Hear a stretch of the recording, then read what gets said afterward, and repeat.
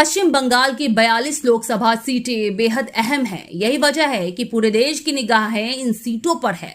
पिछले चुनाव में मुख्य मुकाबला भाजपा और तृणमूल कांग्रेस के बीच रहा है, मगर देखने वाली बात यह है कि पश्चिम बंगाल में किस पार्टी की सरकार बनती है, किसके सर जीत का सहरा सस्ता है।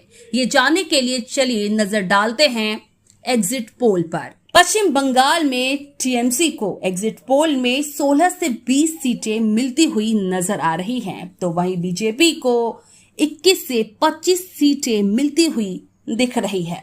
बात करें इंडिया ब्लॉक की तो सिर्फ 2 सीटों पर ही ये पार्टी सिमटती हुई नजर आ रही है।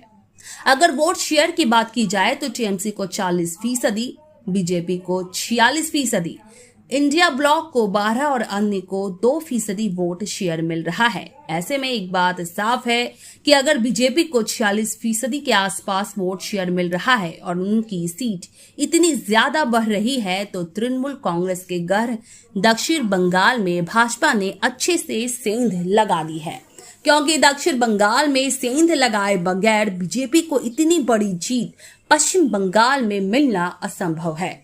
लोकसभा चुनाव के 7वें चरण के तहत 1 जून को जिन 9 सीटों पर वोटिंग हुई है, वो सभी 2019 में तृणमूल कांग्रेस ने जीती थी और बड़े अंतर से जीती थी। ऐसे में एक बात साफ है कि इन 9 सीटों में बीजेपी ने आखिरकार सेंध लगा दी है। पश्चिम बंगाल में बीजेपी के नेताओं के मुताबिक अनुमान है कि अगर बहुत अच्छा हुआ तो बीजेपी को 29 सीटें तक पश्चिम बंगाल से मिल सकती है।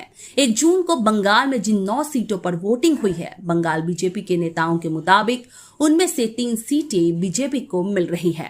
12-7 उत्तर कोलकाता और मथुरापुर लोकसभा सीट बीजेपी जीत रही है। ऐसे में अगर हम आंकलन करें तो 2019 में 12-7 लोकसभा सीट पर जीत का अंतर लगभग 1.10 लाख वोटों का था। लोकसभा चुनाव के हिसाब से यह अंतर बहुत अधिक नहीं माना जा सकता है। वहीं उत्तर कोलकाता में वोटों का अंतर लगभग 1.27 लाख वोटों का था। हालांकि मथुरापुर लोकसभा सीट पर जीत का अंतर लगभग 2 लाख वोटों का था। फिर भी बीजेपी को लग रहा है कि इन 3 सीटों पर भले ही कम अंतर से मगर बीजेपी जीत रही है। लेकिन इस पूरे चुनाव में पश्चिम बंगाल में सबसे बड़ा मुद्दा संदेश खाली का रहा। लेकिन बीजेपी की जीती हुई सीटों में बशीरहाट सीट का नाम नहीं है। इस लोकसभा क्षेत्र में संदेश खाली का नाम भी आता है। बशीरहाट की 7 विधानसभा सीटों में भले ही बीजेपी को संदेश खाली विधानसभा में बढ़त मिले, लेकिन बाकी 6 विधानसभा सीट पर बढ़त मिलना मुश्किल है। इसकी एक वजह मुस्लिम बहुल सीट और दूसरी वजह पिछली बार का अंतर है, जो लगभग 3.5 लाख के आसपास का था। हालांकि संदेश खाली का मुद्दा भले ही बशीरहाट में उतना सफल ना हो, लेकिन आसपास की सीटों पर खासकर उत्तर कोलकाता और 12-7 पर गहरा असर डाल सकता है। अगर हम पिछले 1.5 महीने के दौरान पश्चिम बंगाल में चुनाव प्रचार देखें तो साफ है कि ध्रुवीकरण और तुष्टीकरण के मुद्दे के इर्द गिर्द अधिकतर चुनाव प्रचार हुए, जिसका खासा असर पश्चिम बंगाल की राजनीति पर इस बार पड़ता नजर आ रहा है। ममता बनर्जी का मुख्य वोट बैंक मुस्लिम वोट बैंक रहा है, जो लगभग 27 से 30% के आसपास का है। लेकिन इस बार बाकी के 70% वोट शेयर संगठित होकर बीजेपी की ओर जाते दिख रहे हैं।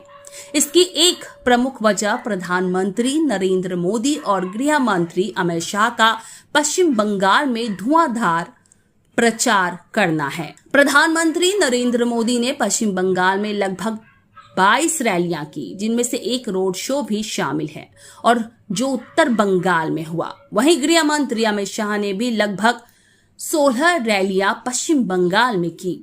अगर अनुमान के मुताबिक बीजेपी को इतनी ज्यादा सीटें और इतना वोट शेयर पश्चिम बंगाल में मिल रहा है, तो इसकी एक प्रमुख वजह प्रधानमंत्री नरेंद्र मोदी का चेहरा भी रहेगा। वहीं टीएमसी को अगर इतनी कम सीटें मिल रही है तो उसकी कई वजह रहेंगी। पहली वजह और मुख्य वजह पिछले 13 सालों से बंगाल की सत्ता पर काबिज ममता बनर्जी के खिलाफ संदेश खाली व शिक्षा भर्ती घोटाले जैसे मुद्दे का होना, जिसको लेकर न सिर्फ विपक्षी पार्टी ने बल्कि जनता ने भी टीएमसी को लगातार घेरा। दूसरी वजह ये कि इन्होंने माकपा और कांग्रेस के साथ गठबंधन नहीं किया, जिस वजह से भी इनकी वोट बैंक जो है वो बढ़ गई। और चौथिया, जैसा कि हमने आपको बताया कि पीएम नरेंद्र मोदी खुद, क्योंकि इस बार सवाल कौन बनेगा मुख्यमंत्री का नहीं है बल्कि पूरे देशवासियों के लिए एक बड़ा सवाल है कि कौन बनेगा प्रधानमंत्री। इसी सवाल को मद्देनजर रखते हुए अपना वोट दे रहे हैं।